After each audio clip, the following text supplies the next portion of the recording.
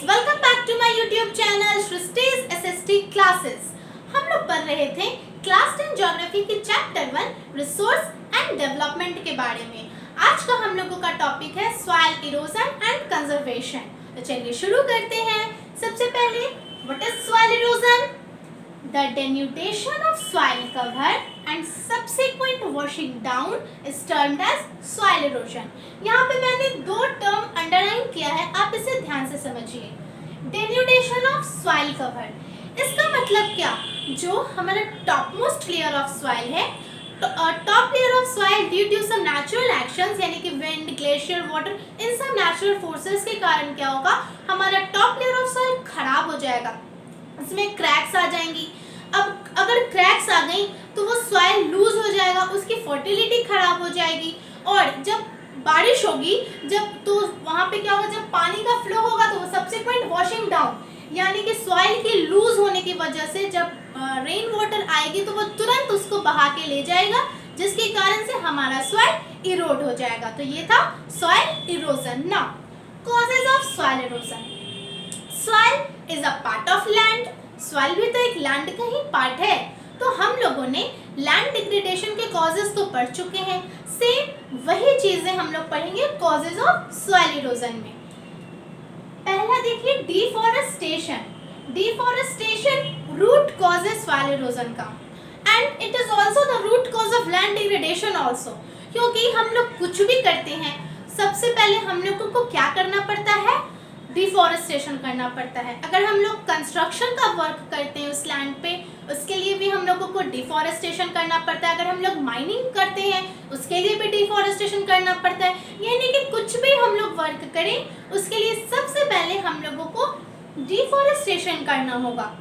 अब डिफॉरेस्टेशन करेंगे तो क्या होगा, सॉइल की फर्टिलिटी तो खराब हो जाएगी, उसमें भी कुछ दरारें आ जाएंगी, तो इसके कारण क्या होगा, हमारा सॉइल इरोड हो जाएगा। अब जरूरी ही नहीं है कि सिर्फ ह्यूमन फैक्टर्स के कारण ही हमारा सॉइल इरोड हो, कुछ नेचुरल फैक्टर्स भी होते हैं जैसे कि विंड, वाटर, ग्लेशियर, इन सब के कारण भी हमारा सॉइल इरोड होता है। अब हम लोगों को कुछ टाइप्स ऑफ सॉइल्स के बारे में पढ़ना है। एनसीईआरटी में सिर्फ 3 टाइप्स ऑफ सॉइल दिए गए हैं, इसीलिए आपको सिर्फ इतने ही पढ़ने हैं। First is gullies. Sorry, it is not soil, it is the type of soil erosion. First is gullies. अब gullies मतलब क्या? The running water cuts the soil and make deep channels. अगर ये मान लीजिए एक सॉइल कवर एरिया है, यहाँ पे क्या होगा, जब वाटर एकदम स्पीड में आएगा उसके वजह से ये सॉइल को काटते भी निकलेगा, यानी कि यहाँ पे एक डीप चैनल यानी कि एकदम गहरे गड्ढे की तरह वहाँ पे बना देगा। अब उसके कारण क्या होगा कि जब वहाँ पे रेन वाटर आएगी तो वो सॉइल को लूज कर देगा और उसकी फर्टिलिटी खराब हो जाएगी। तो गुलीज क्रिएट होने की वजह से क्या होगा, सॉइल लूज हो जाएगा, उसकी फर्टिलिटी भी खराब हो जाएगी, तो इसके कारण हम लोगों का सॉइल इरोड हो जाएगा। रेवाइंस भी गुलीज के अंदर ही आएगा, क्योंकि अब मैं देखिए आपको गुलीज के एग्जाम्पल से ही रेवाइंस को समझाती हूँ। तो रेवाइंस, और जब गुलीज में डीप चैनल्स क्रिएट होंगी तो क्या होगा, जैसा मैंने गुलीज में आपको समझाया, सॉइल लूज हो जाएगी, सॉइल की फर्टिलिटी खराब हो जाएगी। तो जब ये सारे चीज हो जाएंगे तो फिर क्या होगा, हमारा सॉइल तो एकदम बैडलैंड बन जाएगा, उस पर हम लोग कल्टीवेशन कर ही नहीं सकते हैं। इसीलिए रेवाइंस को हम लोग बैडलैंड बोलते हैं, यानी कि वैसा लैंड जो कल्टीवेशन हम लोग उस पर नहीं कर सकते, यानी कि the land which is unfitted for cultivation is known as ravines. अब रेवाइंस जो है वो चंबल बेसिन में ज्यादा पाया जाता है, और चंबल बेसिन में रेवाइंस बहुत ज्यादा क्रिएट होते हैं। चंबल बेसिन कहाँ है? चंबल बेसिन है मध्य प्रदेश में, एक एरिया है भिंड मुरैना। मध्य प्रदेश में एक एरिया है भिंड मुरैना, वहीं पे चंबल बेसिन पाई जाती है ना। Next is sheet erosion. हम लोगों का जो top most layer of soil है वो एक तरह से हमारी पूरे सॉइल प्रोफाइल को प्रोटेक्ट करता है एक शीट की तरह। तो due to some natural forces यानी कि विंड हो या फिर वाटर हो, इसके कारण क्या होगा, तो हमारी टॉप मोस्ट लेयर को जो हमारी सॉइल प्रोफाइल को प्रोटेक्ट कर रही है उसको बहुत बहाते हुए ले जाएगा, उसके कारण हम लोगों की सॉइल इरोड हो जाएगी, यानी कि washing up of top layer of soil is termed as sheet erosion. Next is wind erosion. अब विंड इरोजन कैसे? अगर हम लोग एक लैंड की बात करें जो सॉइल का बड़ा एरिया है, तो अगर हवा चलेगी तो वो क्या होगा, अगर स्पीड में हवा चलेगी तो वो तो हवा आएगी तो वो पूरे सॉइल को से अपने साथ उड़ा के ले जाएगा। अब जब सॉइल को उड़ा के ले जाएगा तो नेचुरली उसकी भी फर्टिलिटी खराब हो जाएगी, वो भी लूज हो जाएगा। तो ये था हमारा विंड इरोजन, ये था हमारा soil erosion and its types. मैं आप लोगों को टाइप्स ऑफ सॉइल इरोजन की कुछ पिक्चर्स बना के बताती हूँ ताकि आप लोगों का और अच्छे से क्लियर हो जाए। देखिए, अब हम लोग कुछ पिक्चर्स देखेंगे टाइप्स ऑफ सॉइल इरोजन के। This is gullies erosion. मैंने क्या बोला था कि जो डीप चैनल्स क्रिएट कर देती हैं due to the high speed of water. जब वाटर हाई स्पीड में बह के आती है तो यहाँ पे ये डीप चैनल्स क्रिएट कर देती है। अब ये डीप चैनल्स जब क्रिएट हो जाएंगी तो इसमें जब वाटर आके, जब रेन वाटर आके जब इसमें इकट्ठा होगा तो क्या होगा, सॉइल लूज हो जाएगा अंदर का और इसकी फर्टिलिटी खराब हो जाएगी। ये है रिवाइंस इरोजन। रिवाइंस इरोजन भी मैंने क्या बोला था कि गुलीज इरोजन की तरह ही है, क्योंकि रिवाइंस इरोजन यानी कि हम लोग बैड लैंड को बोलते हैं, जो कि कल्टीवेशन के लिए बिल्कुल भी अच्छा नहीं होता है, क्योंकि जब इसमें क्रैक्स हो जाएगा तो इसकी सॉइल लूज हो जाएगी और फिर क्या होगा कि इसकी फर्टिलिटी खराब हो जाएगी, तो फिर इस पर हम लोग अच्छे से कल्टीवेशन नहीं कर पाएंगे। ये था ravines erosion. Now this is sheet erosion. Sheet erosion यानी कि हम लोगों की टॉप मोस्ट लेयर ऑफ जो सॉइल है वो पूरी क्या होगी कि वो बह के चली गई, उसके कारण सॉइल की फर्टिलिटी खराब हो गई और हम लोगों का सॉइल जो है वो इरोड हो गया। Next and last is wind erosion. Wind erosion में मैंने क्या बोला था कि हवा जब बहते हुए आई तो क्या हुआ कि जब हाई स्पीड में हवा, देखिए जैसे यहाँ से जो हवा बहते हुए आ रही है वो क्या होगा, जब इतने हाई स्पीड में आएगा तो वो अपने साथ ये पूरे सॉइल को उड़ाते हुए ले जाएगा, जिसके कारण हम लोगों का सॉइल इरोड हो जाएगा। अब हम लोगों ने सॉइल इरोजन को तो पढ़ लिया, अब हम लोग कुछ मेथड्स पढ़ेंगे जिनके थ्रू हम लोग सॉइल इरोजन को कंजर्व कर सके, यानी कि सॉइल को इरोड होने से बचा सके। First is counter plugging. Counter plugging यानी कि अगर हम एक माउंटेन की बात करें, अगर ये हिली एरियाज हैं तो स्लोप्स के अगेंस्ट जाके जब हम लोग काम करते हैं, यानी कि अगर ये स्लोप है तो हम लोग यूं इस तरह से, जैसे कि आप लोग बाहर घूमने गए होंगे तो देखे होंगे किसी पहाड़ वगैरह पे जो रोड कंस्ट्रक्ट रहता है सर्कल्स में, तो हम लोग उसी तरह से इस पे क्या करेंगे, स्लोप के अगेंस्ट इस तरह से इस पे एक लैंड बनाएंगे, जिसके कारण वहाँ पे एक बैरियर क्रिएट होगा और फिर सॉइल की फर्टिलिटी भी नहीं लूज होगी और हम लोग उस पे कल्टीवेशन भी अच्छे से कर सकते हैं। तो ploughing along the contour lines can decelerate the flow of water down the slopes. और जब बारिश होती है तो क्या होती है कि स्लोप्स की वजह से क्या होगा, पूरा पानी तो यहाँ पे बह जाएगा, तो इसको कंस्ट्रक्ट करने के बाद हम लोगों का पानी भी पूरा नहीं बहेगा और पानी के साथ फिर सॉइल भी नहीं बहेगा। नेक्स्ट इज टेरेस फार्मिंग, यानी कि अगर हम लोग माउंटेन पे स्लोप्स जो हम लोगों का रहता है उस पे हम लोग कुछ टेरेस जैसा कुछ बना दें, तो कुछ फ्लैट लैंड्स क्रिएट करने के लिए, तो जब हम लोग पहाड़ पे अगर सीढ़ी के जैसा कुछ बनाएंगे तो जो फ्लैट लैंड्स रहेगा इस पे हम लोग आसानी से कल्टीवेशन कर सकते हैं। इस पर जब हम लोग आसानी से कल्टीवेशन कर सकते हैं, क्योंकि अगर वाटर भी फ्लो होके आएगा तो वो पूरा एक साथ एक ही बार में पूरा नहीं ले जाएगा, वो यहाँ पे रुकते रुकते जाएगा, जिसके कारण सॉइल भी नहीं बहेगा और उसकी फर्टिलिटी भी मेंटेन रहेगी। Next is stripe cropping. अब स्ट्राइप क्रॉपिंग कैसे, मैंने यहाँ पे 2 फील्ड लिया, अब एक फील्ड में मैंने किसी क्रॉप को ग्रो करवाया, एक रो में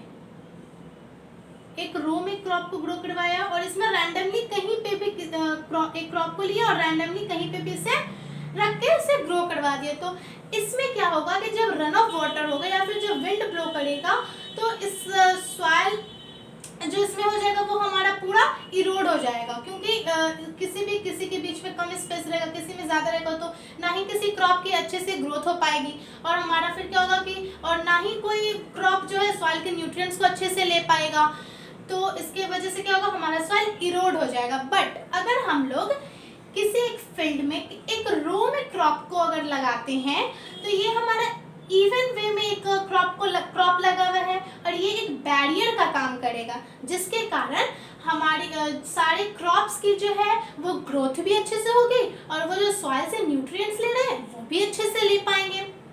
अब यहाँ पे मैंने डिफरेंट क्रॉप्स क्यों लिखा है, इसीलिए डिफरेंट क्रॉप्स यानी कि अगर एक मैंने फील्ड लिया उस पे कुछ क्रॉप्स लगा दिए, यहाँ पे वीट के, उसके बाद फिर हम लोगों ने लगा दिए यहाँ पे कुछ लेग्यूम्स के,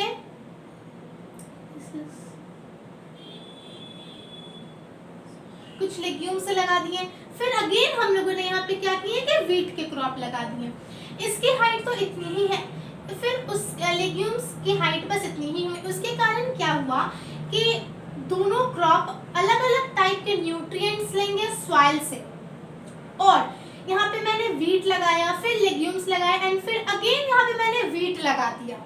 क्लियर? तो इसकी वजह से क्या होगा, दो क्रॉप के बीच में एक प्रॉपर डिस्टेंस रहेगा, जिसके कारण से सॉइल की फर्टिलिटी भी मेंटेन होगी और इन दोनों क्रॉप की ग्रोथ भी अच्छे से हो पाएगी।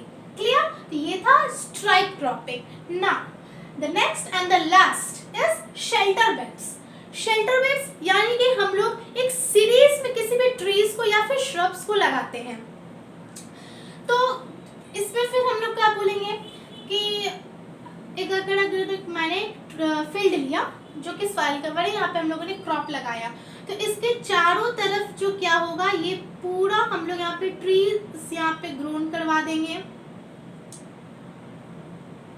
चारों तरफ, मतलब ये पूरा